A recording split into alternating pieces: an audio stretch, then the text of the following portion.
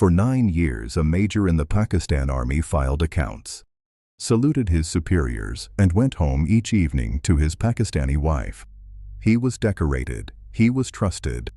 He was, by every record his colleagues could see, a loyal Pakistani officer named Nabi Ahmed Shakir. He was an Indian. His true name was Ravindra Kaushik. He had crossed the border in 1975 at the age of 23. And he had become the enemy so completely that the enemy promoted him. India reportedly gave him a code name. They called him the Black Tiger. This is the file of the Black Tiger, the man who became the enemy. Ravindra Kaushik was born on the 11th of April, 1952. In Sri Ganganagar, a small town in the Indian desert state of Rajasthan near the Pakistani frontier. His father had served in the Indian Air Force. The household was ordinary and patriotic. At college, Kaushik discovered a talent. He was an actor. Not a competent one, an extraordinary one. He could take on a role and disappear into it so completely that an audience forgot they were watching a performance.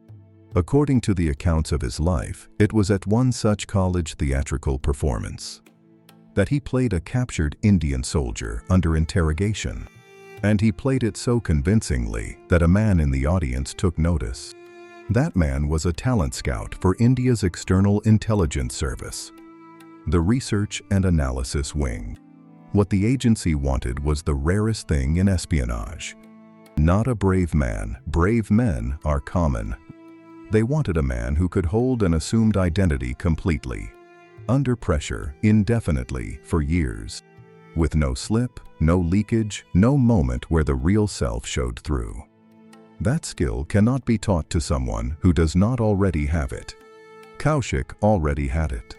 He was recruited while still a young man, and he was sent to Delhi for roughly 2 years of training.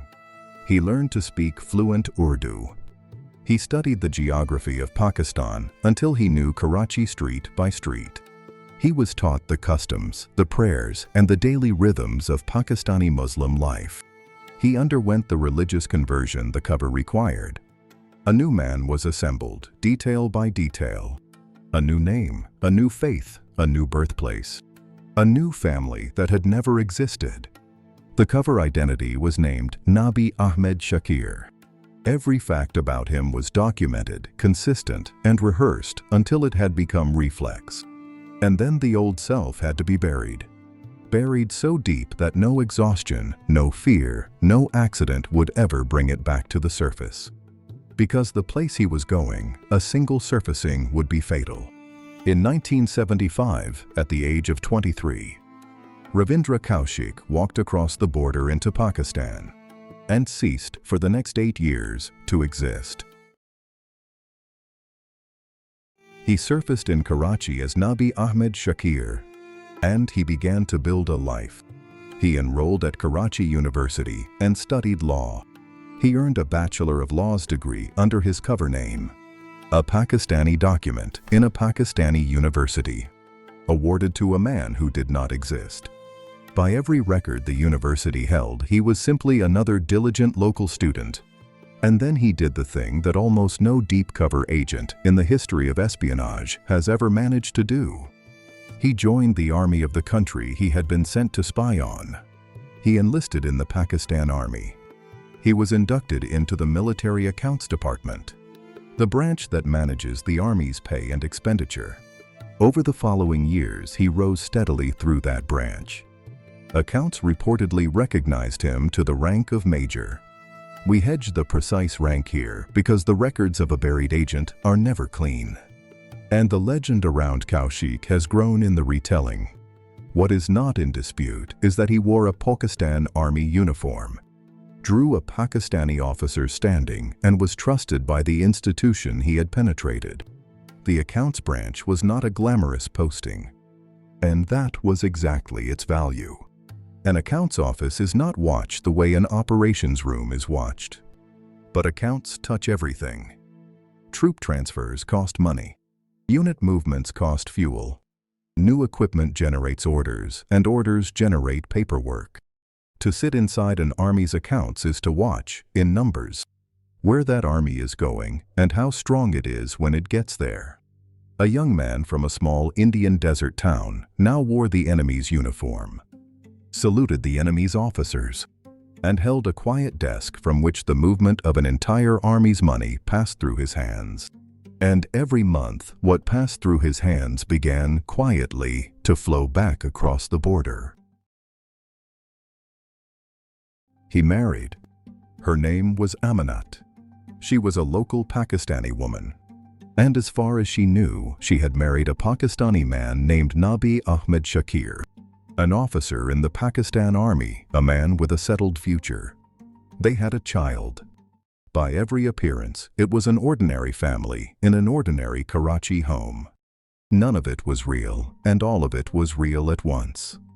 The love was real, the child was real, the home was real, and the man at the center of it was an Indian agent who could never, under any circumstances, tell the woman beside him who he actually was. This is the part of the story that is easy to romanticize and hard to actually sit with. Consider what it means to live it. By day, he was a trusted officer in an enemy army, performing that role without a single slip. By night, he was a husband and a father, performing that role with equal completeness. And beneath both, in stolen hours, he was a third man, encoding intelligence by lamplight and sending it across a border he could never recross. 3 complete lives carried by one person, with no one in any of them who knew the whole truth, no colleague he could confide in, no wife he could be honest with, no way home. The loneliest posting in the entire profession is not the dangerous one. It is the one where you can never, for years, be yourself in front of another human being. What did all of this isolation purchase? Between roughly 1979 and 1983, Kaushik is reported to have passed valuable intelligence to India.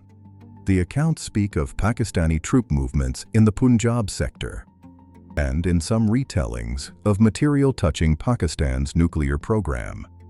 The precise content of what he sent remains contested in the open record, and we will not pretend to certainty the sources do not support. What is consistent across the accounts is that India rated this source as extraordinary and protected him accordingly. For 4 years it held. The officer was trusted. The husband was loved. The agent was invisible. And then India made a mistake that had nothing to do with Kaushik at all. In 1983, India decided to establish a fresh line of contact with its most valuable asset. This is the cruelest part of the entire story because the mistake was not Kaushik's. For 8 years, he had made no fatal error. His cover had held against an army, a wife, a city. He did not betray himself. He was betrayed by a decision made far away, by people who were trying to help him, rather than risk a trained officer on the crossing. The service sent a low-level contact across the border to reach him. A courier. His name, in the accounts, is INITIALIZATION, and a courier is the weakest link in any human network, because a courier knows just enough to be dangerous, and not enough to be disciplined under pressure. INITIALIZATION was caught by Pakistan's counterintelligence apparatus, the Inter-Services Intelligence. Under interrogation, he broke. He gave up what he carried. And what he carried was the thread that led toward a deep-cover Indian agent embedded inside Pakistan. Across the city, Nabi Ahmed Shakir was at his desk in his Pakistan Army uniform, filing accounts with no idea that his name had just been spoken, in a windowless room as a target. In 1983, they came for him. He did not resist. By the accounts of his life, he held his composure even then. The actor was holding the role to the last possible moment. But the role was over. The cover that had survived 8 years inside an enemy army was gone in an afternoon, because a frightened man on a dangerous errand could not hold a secret that was never his to hold. He was interrogated. He was tried before a military court. In 1985, he was sentenced to death. That sentence was later commuted to life imprisonment. The young actor from Sri Ganganagar, who had become a major in the Pakistan Army, would not be executed. He would do something that, across nearly 2 decades, may have been worse.